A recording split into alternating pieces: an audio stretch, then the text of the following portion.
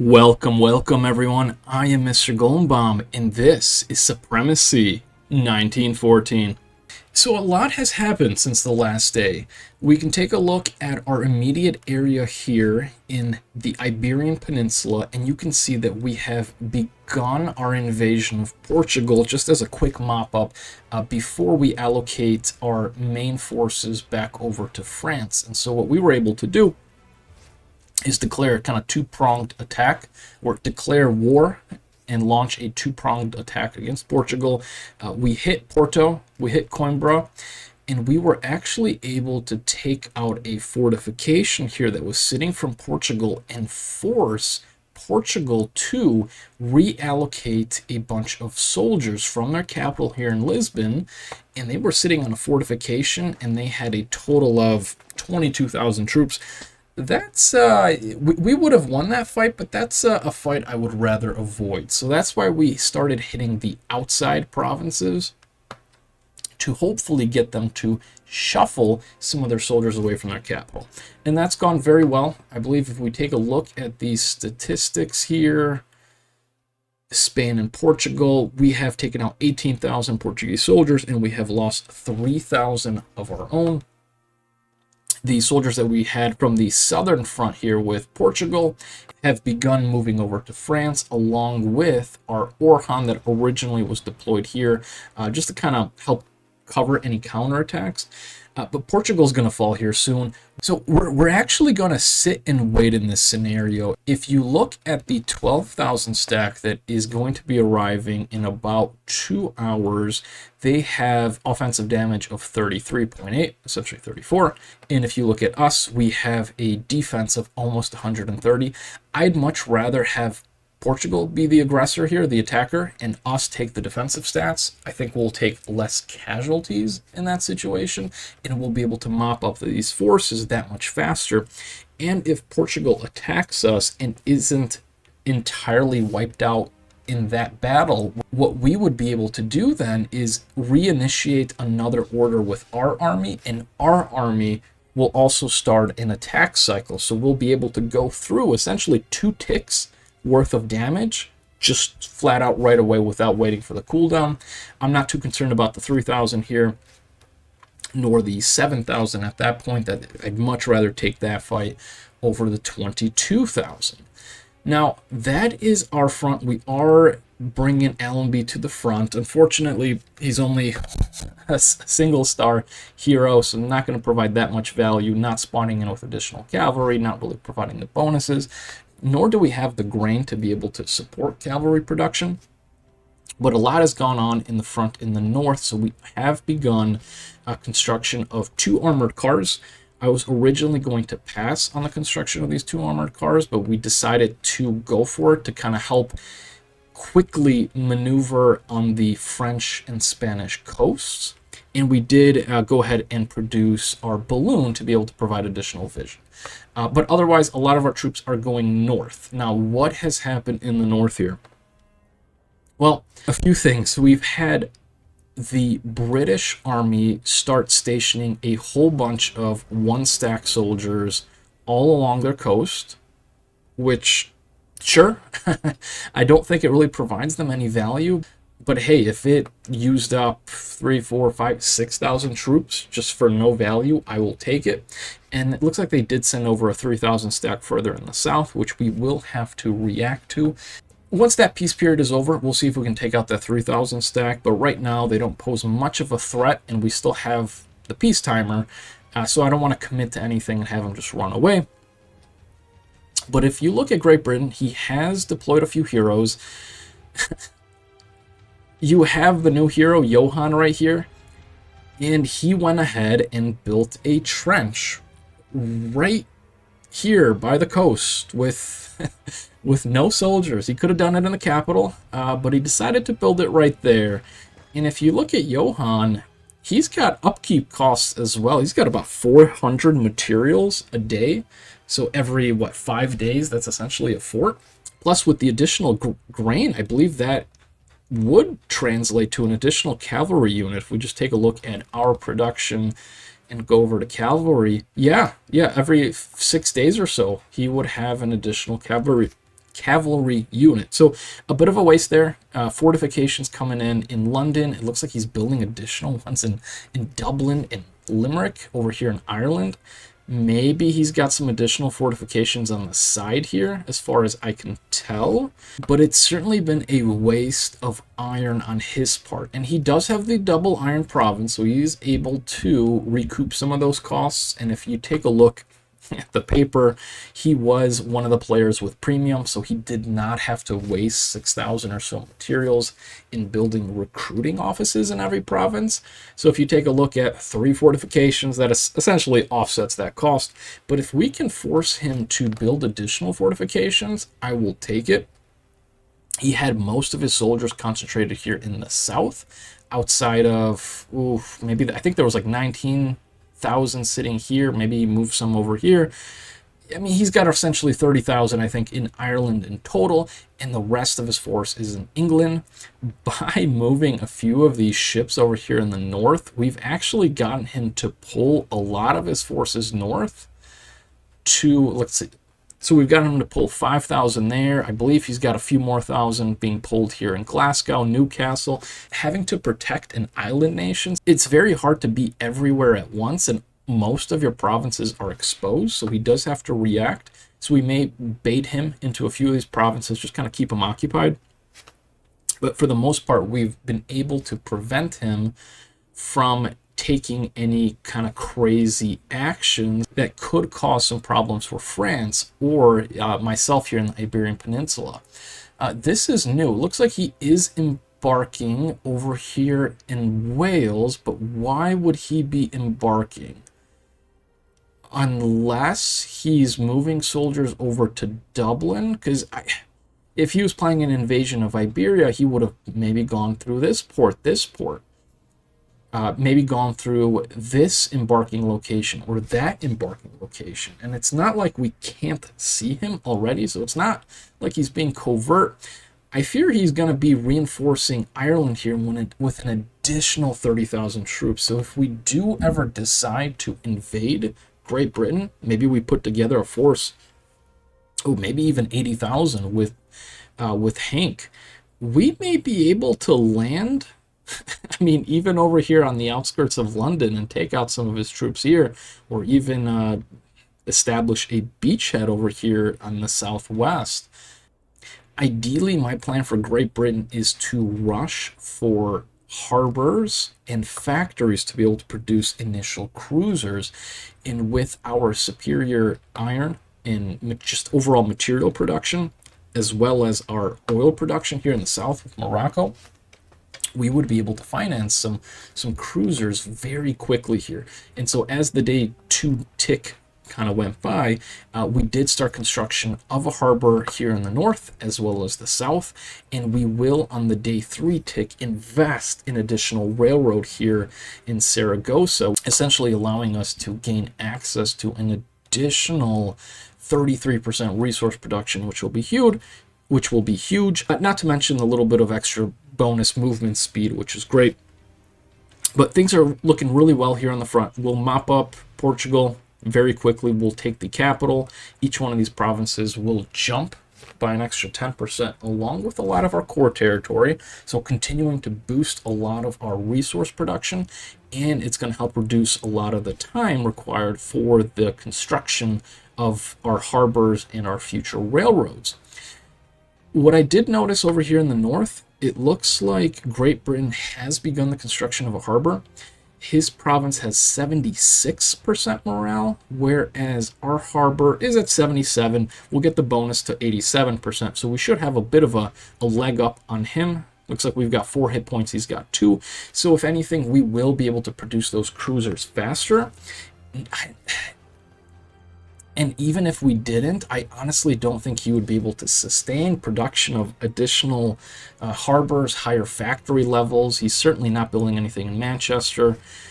Maybe he's building something here in Birmingham, but I mean, I wouldn't be surprised if it would be another fortification on his end. But overall, we've been able to keep Great Britain here contained while being able to, in the future, shuffle a lot of our forces here over to Paris to protect the French coast, while he is able to concentrate a lot of his forces against the Germans. If we look at the German front, it looks like the Germans had forces stationed on the border of Belgium, hoping to take advantage of the AI peace period being over. But France over here was actually able to get right-of-way access through Belgium, so he was able to kind of scare off the Germans from making any kind of moves. And from France's perspective, there is no need to go after the Netherlands, not to mention that there's 27,000 troops sitting here in Brussels with a fortification.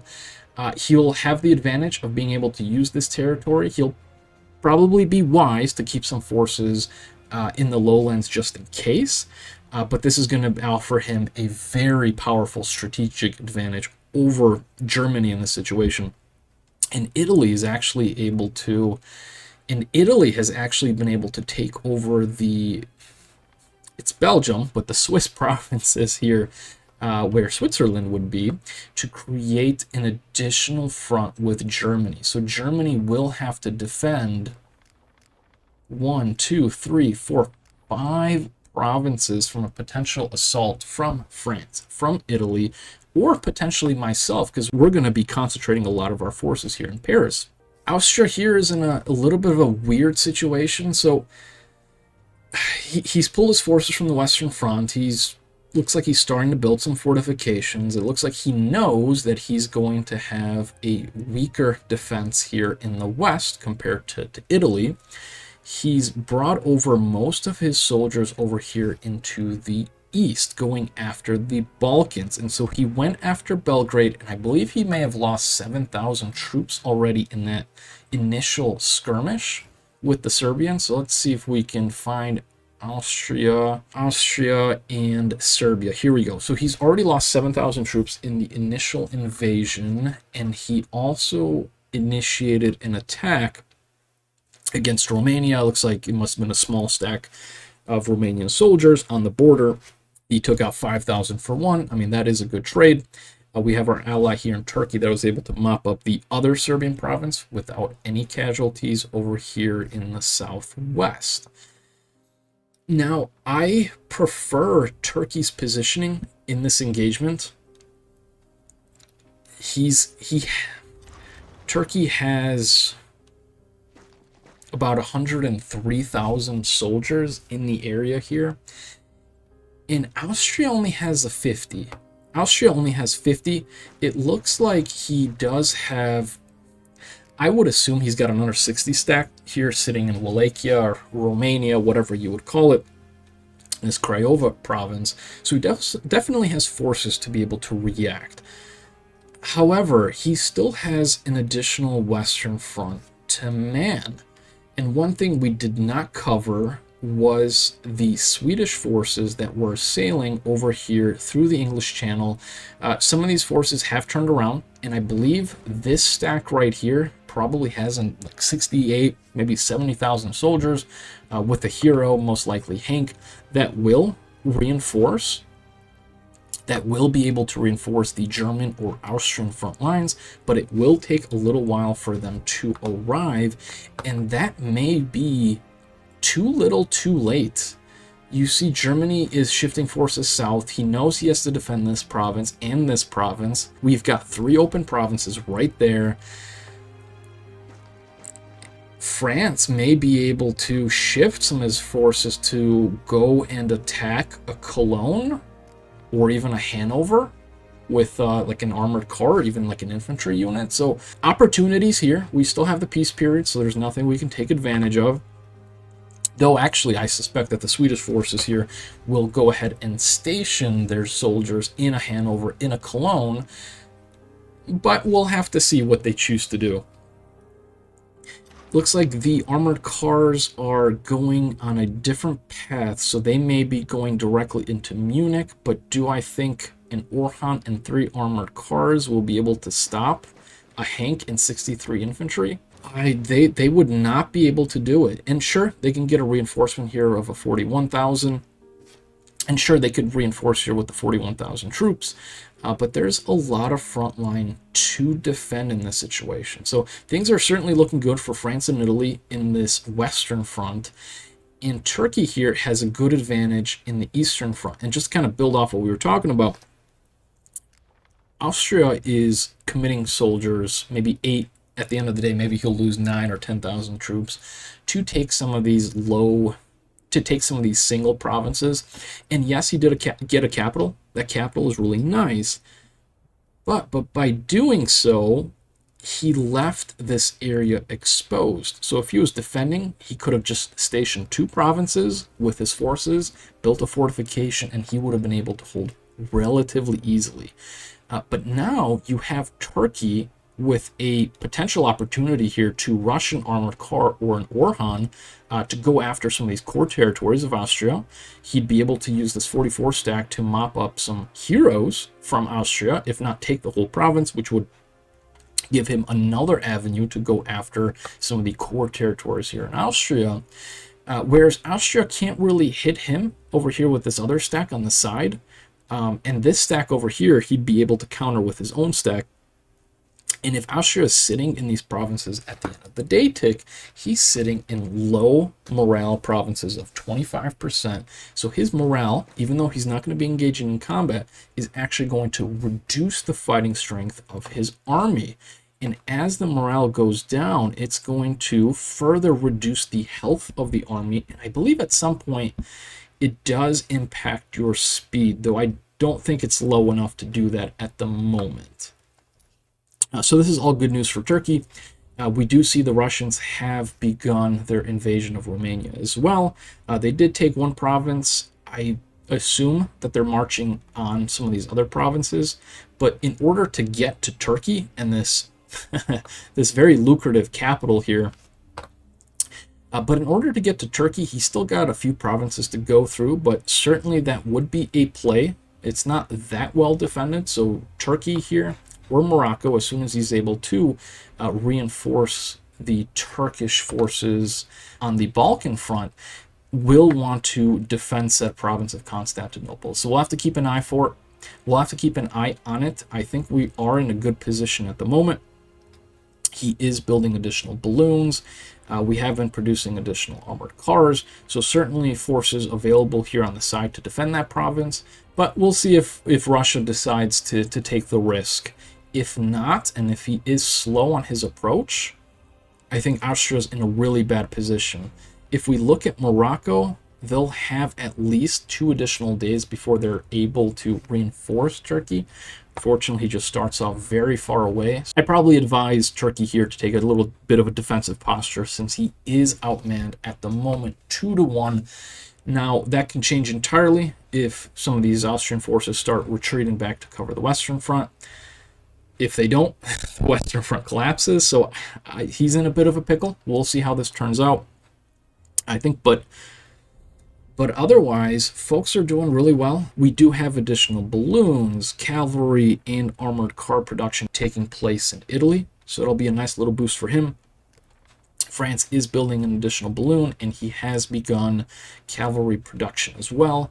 Whereas Morocco here, I believe, is just going for the single armored car at the moment. Looks like he's made a second one, but he isn't investing in additional infrastructure, which I do like. We have plenty of energy. I don't think he needs anything outside of potentially a harbor and a factory here in the future to be able to produce some additional naval units.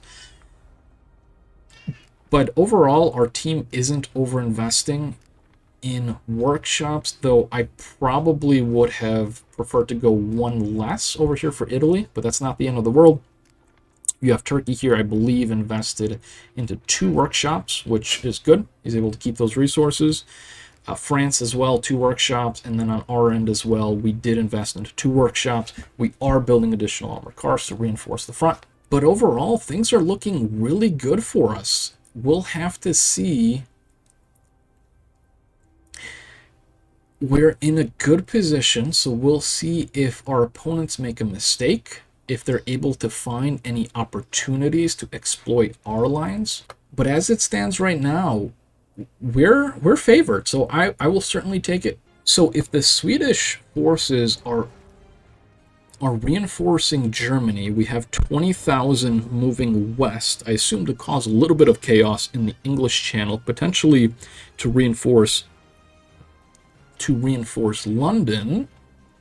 We have a few troops returning here, which is a bit of a shame. I did want to cause a little bit more chaos with our soldiers, but we may be able to perform a few surprise attacks in Sweden, or at least tie up some of his new recruits from actually being able to join the front and the battle that'll be taking place.